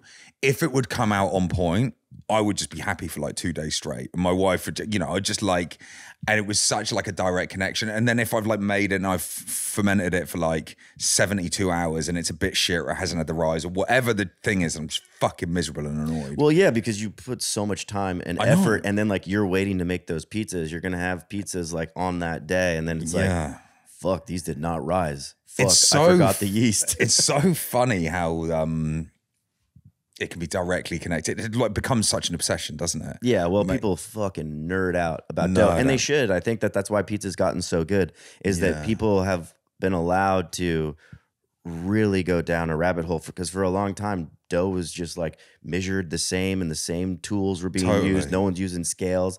Now it's like in the comfort of your own home, like people are making the most fucking fire pizza I've ever seen. Yeah. You know, and obviously the internet is cool for that, and the collective YouTube. I went to university to YouTube. That's how I learned how to make pizza. Yeah. But there's just so much information. Yeah. It just keeps getting better. Yeah. Fucking amazing. Yeah. Let's talk a little bit about these new ovens, because I think Roxy's looking at me like it's time to talk about the dome too. When we talk about design and stuff, like the dome came out, and I want to talk about the Arc too, because when the Arc and the Arc XL came out, I remember being like, "Yo, this is different." Yeah, like I have 3 Arcs, and like they're phenomenal. The reheat time on them is great. They're beautiful. Like you said, like you can have them on, you can feel the heat on the back. That thing can just be going, and you can be talking with friends. It's like, it's a nice thing to have in your backyard. Yeah, yeah. Like, how long does a design like that take? How long was that in process? And I guess I can ask the same question for when did you start working on the dome too? Yeah, so like, I guess like fundamentally, like the way our products work is built on like, you know, I guess all of the experience that we had in making commercial ovens, right? And like how to make them perform correctly, how to get like the height of the dome, the width of the door, all those ratios. Like, you know, the door height is 63% of the internal volt height of the oven. And like, I remember not sharing that for fucking ages because didn't anyone to know like the engineering secrets of it. But, you know, like Patrick, who is one of my head engineers at work, like him and I went on this journey of learning how to build commercial ovens together. So I think our tribal knowledge around engineering, because we were trying to solve problems to scale the business early days, is fundamentally like how we've built all of our consumer products, like going on that steep journey of trying to win over Neapolitan chefs and making those ovens perform the best they could. I guess like we made the dome originally, and we were looking to replicate that of a wood fire with a dome. So our flames are all different from any other oven on the market. You know, it's the way that you mix the gas with the oxygen, and it creates like a larger rolling yellow flame. And we wanted to replicate the exact characteristics of a wood fire and how a wood fire truly rolled over the dome of an oven. And so what that does is, if you have a really like sort of efficiently combusting flame, it'll have a lot of blue in it. It will kick out a ton of heat, and it'll overheat the stone directly next to it. With the slightly yellow flame or tweaking the oxygen, you know, you get to have the flame rolling over the top of the oven. It sort of almost hits the other side of the oven. And that basically pushes like I would say it's almost a softer blanket of heat down into the floor of the oven. It's obviously still operates at an exceptionally high temperature, but it drives a level of consistency in the oven. And we've always had, rather than having longer strip flames in the oven, we've always had these rolling flames. So you get the better spring for the crust on the other side of the oven. And it was really just about this obsession on making what was fundamentally began as Neapolitan pizza, just making the best Neapolitan pizza oven that we could possibly make. And then as we've evolved the designs, it was like, well, how do we make this incredible for like longer bakes, like New York bakes? And so really thick insulation, really thick stone, and having some of the same characteristics in the flame, but then having more control, being able to turn the flame right down so you can actually start to control the oven for different settings. We were only really transfixed on Neapolitan pizza when we started, you know, and that was it. But the sort of obsession to make it perform incredibly was what drove us on that journey. And so I would say like the dome originally came first, and then we learned about, you know, that was the first time we'd ever released a product, of that aesthetic, that had the functionality of a professional oven. It was a mini professional oven. I always sort of say if Apple and a 300-year-old Neapolitan oven had a baby, it would be the dome. Like that was always my goal. It was a product that was built around dichotomies. It was like rooted in the heritage of where it came from. So the ID looks like sort of bigger Neapolitan ovens.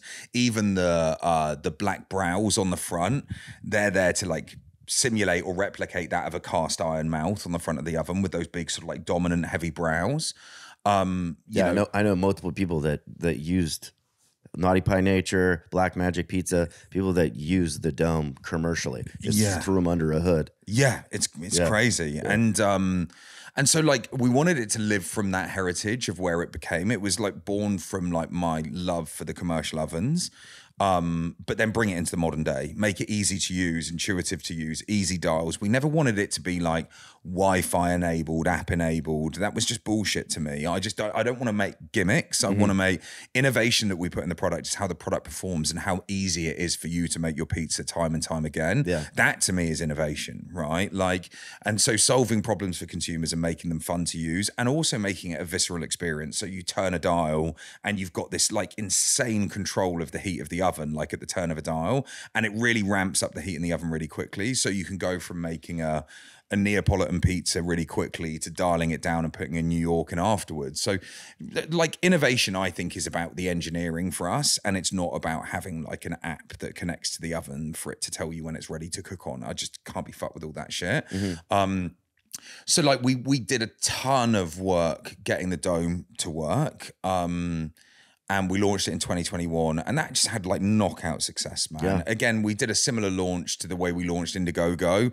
We did a sort of like viral Instagram launch. And I think it was like one of the company's greatest successes, like the launch of the Dome internally from an achievement perspective. We sold nearly $10 million of domes in the first 4 hours on the website, and it broke the website, and it was just this crazy successful moment in the middle of lockdown. But it also broke our website. It kicked a load of people out of the cart. We had an army of people fucking like pitchforks at dawn wanting my blood because they weren't able to buy one. And so I think we feel Those are good problems to have. Good problems to have. But I kind of knew that was a moment, right, Alex, where I got like 3 or 4 fucking death threats because people couldn't buy a dome, right? And I was just like, whilst that is quite unsettling, I was like, we have like struck gold. What the fuck? If someone is prepared, I'm gonna fucking kill you for a fucking dome. Yeah, dude, I'd be like, I was like, it was winning. You know, and it was like, I've still got a little bit of PTSD from the Dome launch because it went horribly wrong. Like our website broke. We didn't expect the volume of demand that we had. It was like incredible to see a product evoke such an emotional reaction from like the world. But it was really like a figurehead product for us. And then I think quite quickly, it was really clear that we needed to develop. Well, my vision was always to develop a line of products that had that sort of idea of commercial heritage, but this modern progressive design like Apple, right? And that was always like this dichotomy that I loved.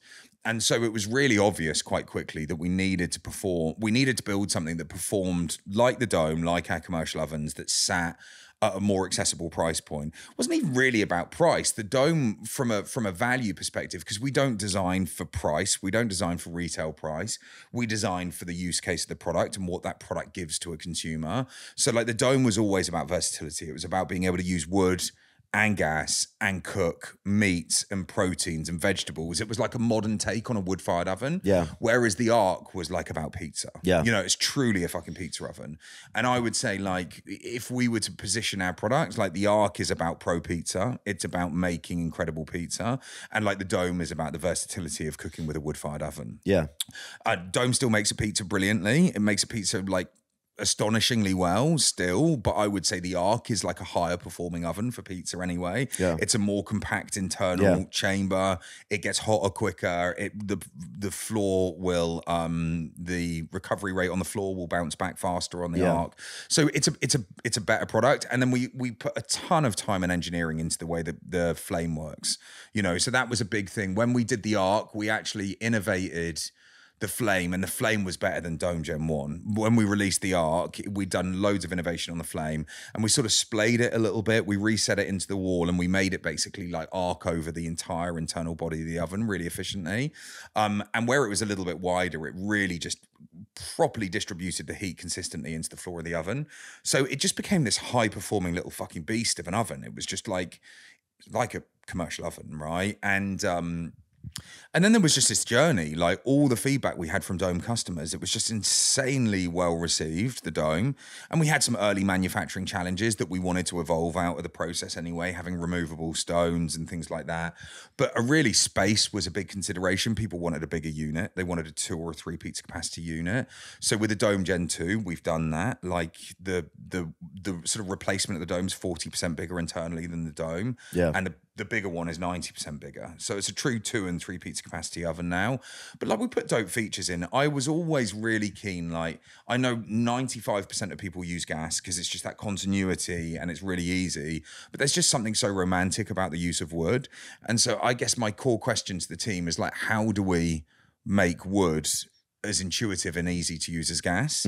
And so like the forced air module that we put in the Dome Gen 2, being able to drive forced hot oxygen under the fire to make the fire just burn effectively. Because what we were finding on the early Gen 1 version of the Dome, because it's such a small chamber, you put quite a lot of wood in to get the rolling flame, but then it was building up like quite a big bed of embers, so it wasn't burning through efficiently. So we then put the forced air module under the floor of the fire, and it basically just makes the fire burn hyper efficiently at all times. There's a boost function, so you put new fuel onto it, you can hit the boost, it turns on for 60 seconds. It will be raging in like 20 seconds of hitting that button. So it's just this like really, really intuitive way of taking, I would say, like a relatively uncontrollable art of cooking with a solid fuel and actually bringing guardrails around that. So anyone that's dipping their toe in the water for the first time can have success with doing that. And that was really important because I think this notion that Arc is like an incredible oven for pizza, and then Dome becomes this sort of like versatility play where people can do wood roasted fish and wood roasted lamb and shoulders of, you know, like whatever it may be. Like more than just pizza. More than just pizza, but it's still a fucking knockout pizza oven, right? It still cooks pizza in the same way the Arcs does. Takes slightly longer to heat up. You know, it's a bigger unit. It's nice that you can do bigger pies in it and stuff like that, and you can cook wood-fired pizzas. But it was really about doing more than that. I wanted it to become a tool that everybody wanted to use on a daily basis if they were cooking pizza or roasting vegetables or meats or anything like that. It was really important for me to make it a product that people just built a relationship with, you know, and they depended upon to have like fun and, you know, create fucking amazing food. I forgot to ask too about will the tread be replacing the rock box? Do you know what? I think it's going to be an interesting journey. I think like there is such a fucking die-hard following for the rock box. I think, you know, like that's like an OG product. I think I like super honestly from when we designed Rockbox and we said we wanted it to be accessible, approachable, and all of those things, the like evolution of the journey that we're going on from a design perspective is very much aligned with like the dome and all of the aesthetic around that. I don't know if Rockbox will last forever. I don't know if it will. I certainly because in the family of things, it now looks like a little different than everything else. It's different, right? Yeah. It's an outlier. I certainly think I said to the team the other day, like if it does ever run its course, we need to get a fucking warehouse of like 300 or 400 of them, you know, because they're like OG. Or you just do like mini drops like every 3 years. I think that would like there's a new color and be like, fuck, I got to get the new rock box. Yeah, that would be fucking sick. Do you know what? It's so interesting because I like evolve my journey on thinking about design, and I love this like Apple-esque style design. But Rockbox was my first baby, man. I obsessed tens of thousands of hours over the design of that product and bringing that to market. So, you know, it's definitely like one of my first children. Since 2021, I've had the privilege of consulting on projects across the country, helping operators fine-tune their dough, systems, and everything in between. I take it seriously because I know what it's like to build something from scratch. It can be terrible and lonely. Plenty of folks reach out just to talk shop, and I'm always down to share what I know. But if you're ready to take things to the next level, the next step of improving or launching your business, I offer a full menu of consulting services from dough doctoring to dialing in your systems, policies, and workflow. So head over to alexkoons.com to get in touch. Let's build something together. Better pizza for everyone. Well, this new oven comes out the 15th. And like, I don't know, like, you obviously are creating more tools or like you're innovating. So like, is there already a next thing you're working on? Yeah, man. Yeah. I mean, I have a product roadmap for the next, I think it's like 7 or 8 years. Yeah. You know, so we've got, I guess that's what I love to do. I have a little black book. I have some incredibly innovative category disruptive products that are coming like in the future. Like we you know, like pizza is the core emphasis of everything we do. And it was so interesting, man. Like when I had this vision to expand out and to become defining brand in outdoor cooking and like do more than just pizza, I kind of feel like I was cheating on pizza.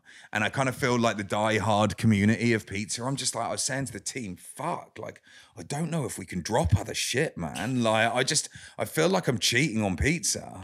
And I just don't want to, like, you know, we've had such an obsession with it. Yeah. But I think like the thing that's really interesting for me is I want to create new experiences for people. Of course. I would never go and put our name on a Weber style gas grill just for having something that could generate revenue.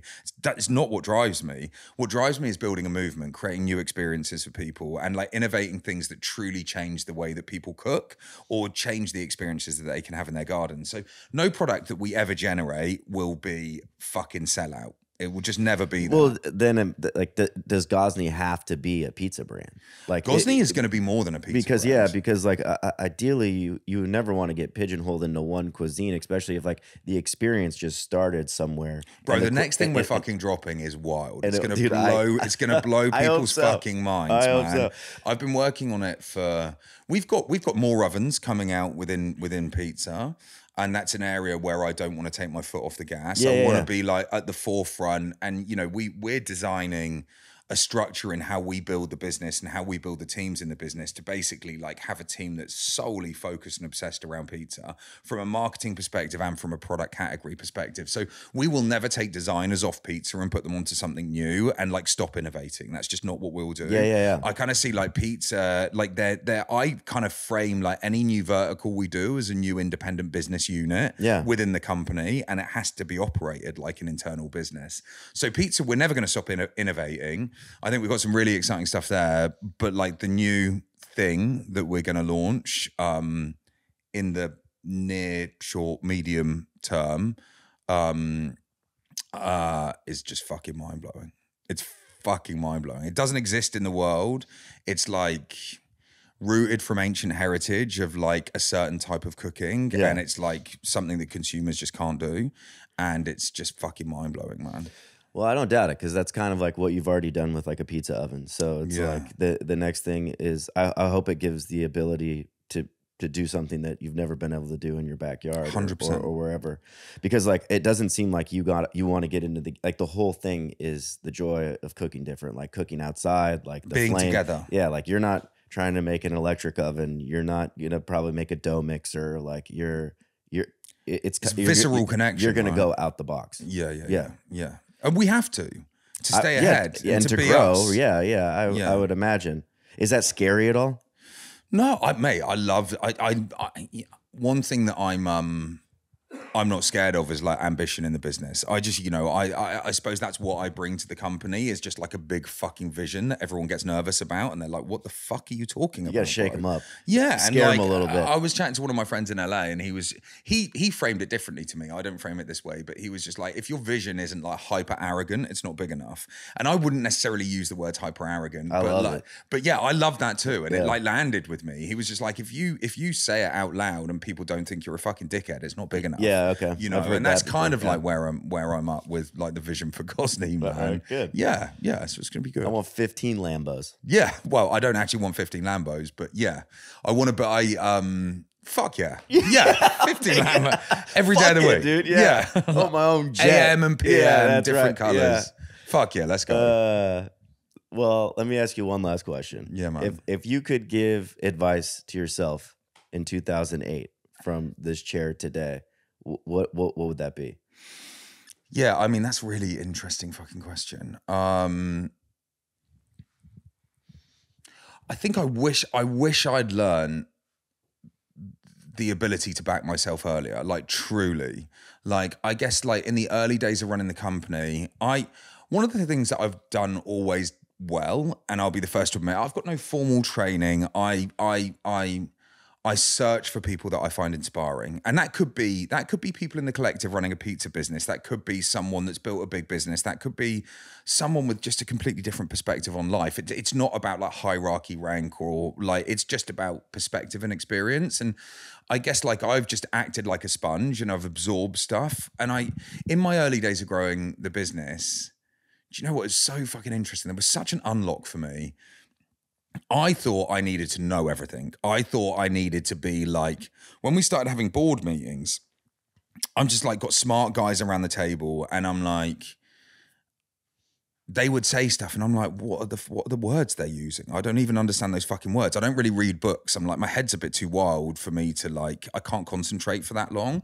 And I guess like, in the early days, having the confidence in my instinct and my abilities to back myself and go out and fucking do it, I listened to other people. Other people told me I couldn't do shit. And there's been this like really, really interesting part of me that's like, fuck you, I use that for drive. But then I surrounded myself with a couple of people and I guess like I fundamentally took advice. I brought people into the business, closer to the business that were, 20 years a CEO, 30 years a CEO, and they were telling me I was doing it wrong. And I'm like, fuck, they must be right. Because I'm like, I've never done this before. So I've got to listen to all these people. And I guess like the key message for me here is like instinctively, I knew they were fucking wrong. Yeah. I knew that knowledge didn't apply to what I was building. Yeah. But I didn't have the confidence to back myself.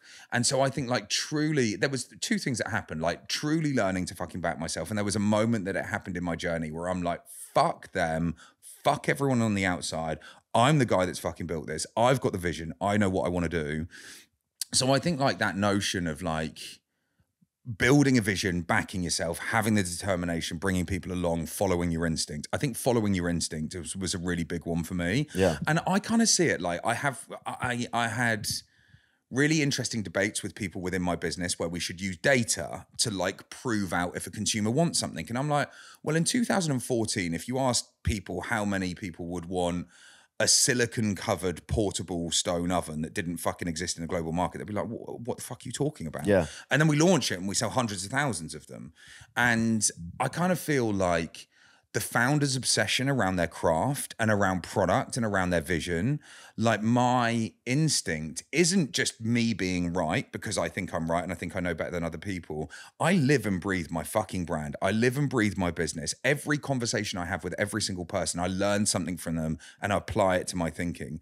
I asked you today, like, what we could do better at Gozney, and I wanted to get your take on the community. I want to improve the community. I want to improve like our ability to build it. So I'm learning. It's like a flywheel for me. Every piece of inbound information I get in my life is data. It's all data. And so my instinct is just a big database, right, of conversations. And I think that's the same for every like founder that's obsessed with their vision, that's obsessed with their product or their brand.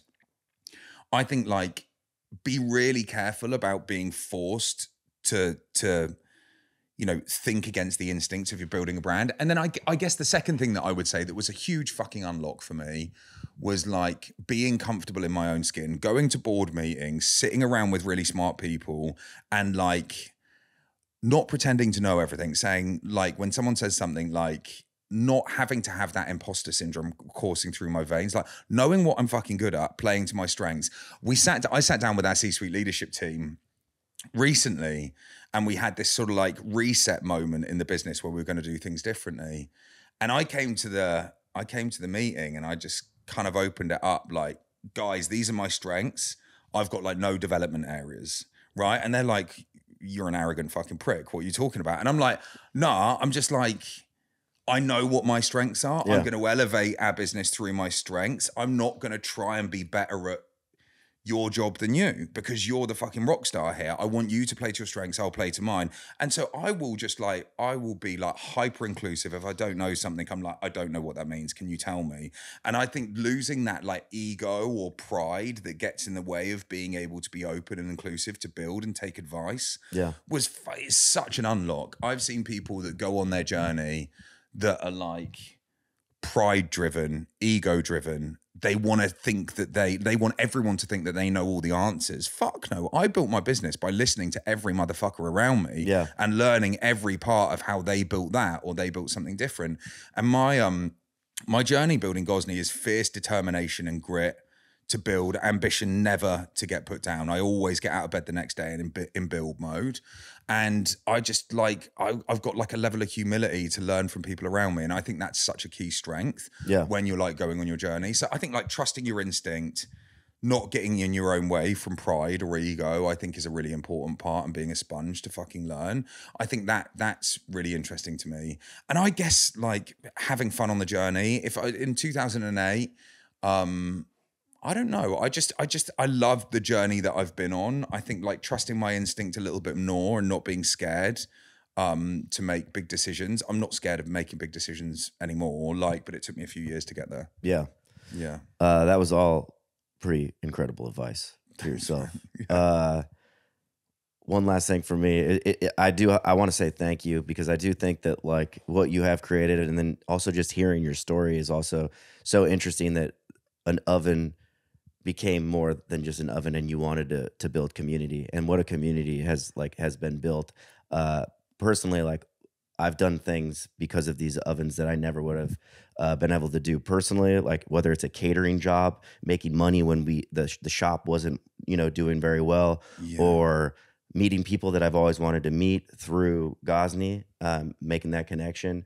Or, one thing that I got to do that I've always wanted to do that's been so hard to break in sometimes is at the Pizza Expo this year. Yeah. I got to cook on the floor, which has always been a dream. And it was just so fucking cool to like have everybody around. I got to meet Carl, Nate's there, he's bumping the tunes. It's just like this, like, and because the Pizza Expo, I've been many years, it can be lame, but it's like, it just feels like the people are there. The collective is there. Like people are walking by, they're like, "What's going on there?" Like everybody wants. It's electric. They want to. They want. Like I got to cook some bar pies in the Ark. Like we're having a fucking party on the floor. I didn't get to connect with you out there, but man, that was like. I was working my ass off. We did a bunch of pods out there, and I almost cried like on the floor that day because it was just like so overwhelming. It felt like it was like the only fun I had the whole time. Right. And it's just like I know that like this company, it's like, and that's what you want. This company has changed my life in a way, and I've talked to so many people who's touched their hearts and their home and their families. So, thank you. Fuck. It's emotional, man. Yeah. Like well, thank you for saying thank you. And also even taking the time to come down. I know you live hours away from here. Mate, it says a lot. Fuck yeah. Yeah. All day. So thank you. Mate, thank you too, man. Yeah. Thank you for building the community and being part of it and like hosting me on here. I just feel privileged, man. Well, appreciate it. Yeah. I hope you enjoyed that episode. Don't forget to like and subscribe. We appreciate you. We love you. Thank you so much.